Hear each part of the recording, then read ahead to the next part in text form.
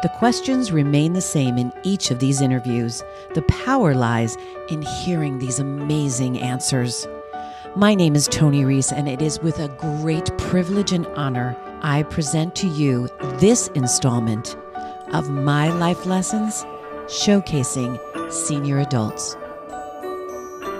Welcome to My Life Lessons, showcasing senior adults. And today I have the privilege of sitting with Barbara Hetrich. Welcome. Thank you so much. So Barbara, tell us a little bit about yourself.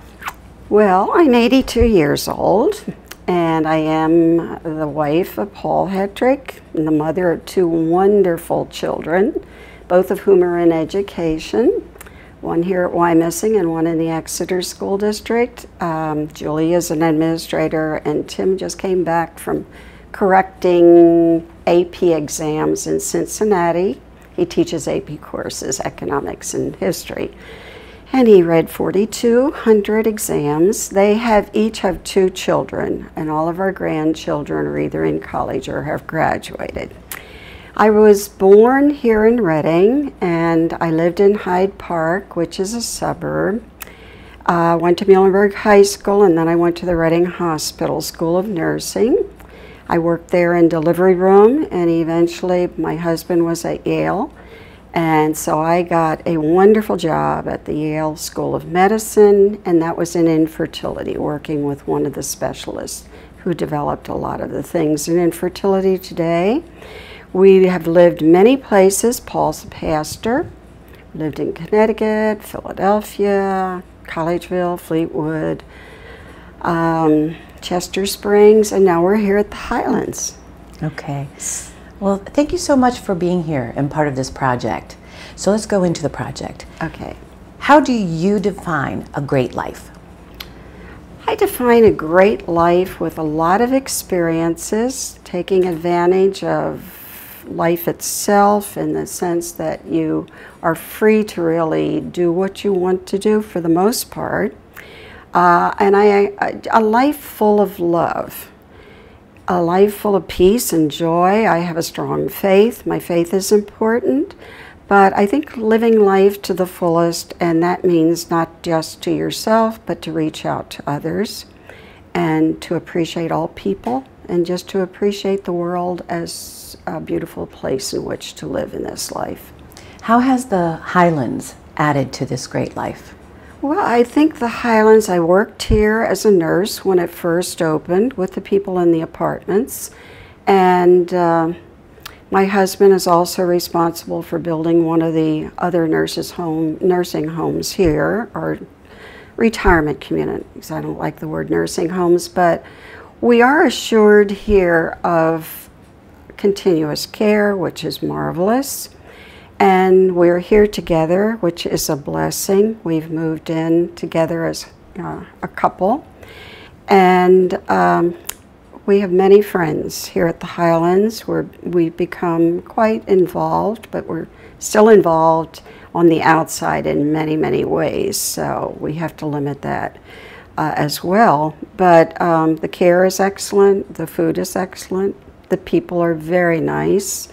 And our staff is fantastic. So I think we're very fortunate to be here. Great.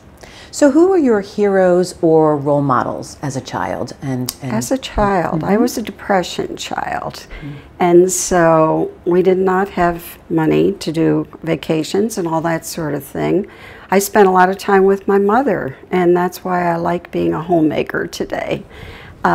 She was a marvelous woman, very strong. I had a wonderful sister, 4 years older than I, and they were kind of my models. You know, you came home from school and you didn't have very much to play with or whatever. But I also loved Esther Williams, who was a movie actress, with her swimming. And that was about the only thing we did for entertainment, was to go to the movie. We didn't even have telephone in those days. So it was entirely different from the life today. I also admired all the teachers because I loved school.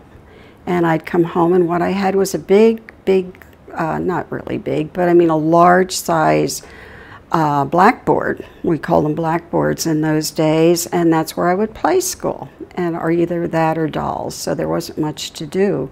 But I'd follow my mother with cooking and all that sort of thing, baking, knitting, crocheting, and today I love to do those things. So she was a great model. My dad too. He had served in the First World War as a very young man, 17 years old, through all the trenches, and he was very proud of that. So we always had a huge flag in our living room that I was not allowed to touch. Okay. Barbara, what do you think would surprise people the most about you? Well, Paul and I have talked about this, and I think they'd be surprised to know how much fun we have in our apartment. We both have a good sense of humor. We like to laugh, and we can be very serious as well. But I call Paul Ding Dong, and he calls me he calls me Ding Dong, and I call him Dimwit. Okay. So they'd be very surprised to know that about us. Okay. Well, thank you for sharing that. Oh, That's great. It's fun. So you are having lot. fun. Yeah. That's wonderful. So what has been your greatest life lesson? Oh, my greatest life lesson. That's very important. I've had to make my own way in many ways. I had to earn my own money to go into nurses training. And you become much more independent, and you find out what life is all about. You know, we had to make our way. Life was not easy, but it was wonderful. I had great parents, and I think that's very important to learn not just to take, but to give. Mm-hmm.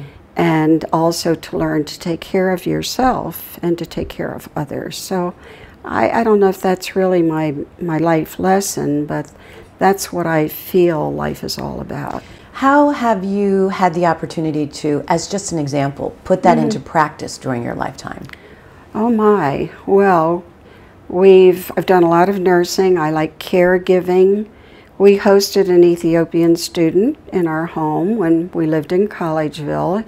Paul's office was on the Ursinus College campus, and the chaplain came and said, we have a student from Ethiopia, and the people who are supporting him, we couldn't do it financially, but Paul went to various churches to get the money to do that, and Haragowan was with us for 8 years, and he couldn't go back to Ethiopia because he spoke out against the regime at that point. So he stayed for 8 years and finally got his doctorate, although he never completed the thesis. And Paul can probably complete that story when you talk with him. Okay. Barbara, what does love mean to you? Love is all encompassing. Love is just feeling the blessedness of life itself. It's being with people that you feel we've been extremely lucky in our marriage. We've been high school sweethearts, and so it goes way back. And Paul was our class president. We were very active in school, but I think just to see a new generation and then another generation come along, it's miraculous. I never understand the division between theology and science, because I think that that's really very important, how they work together, the scientific aspect as well as the blessed aspect of all people. And I think all people are important. All people have gifts. And I think we should treat each other with great respect and love. And so that's my philosophy of life. How wonderful.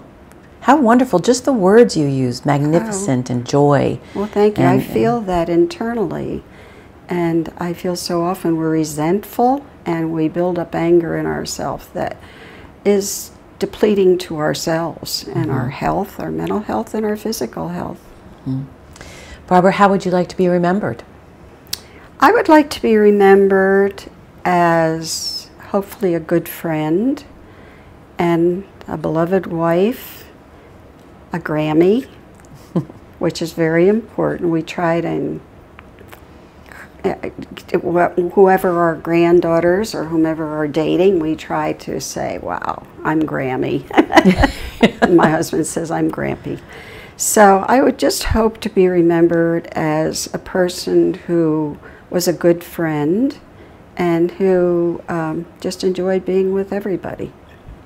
Well, Mrs. Barbara Hetrich, thank you so very much for being part of this project. You're so very welcome. It was a pleasure and a privilege. Thank you.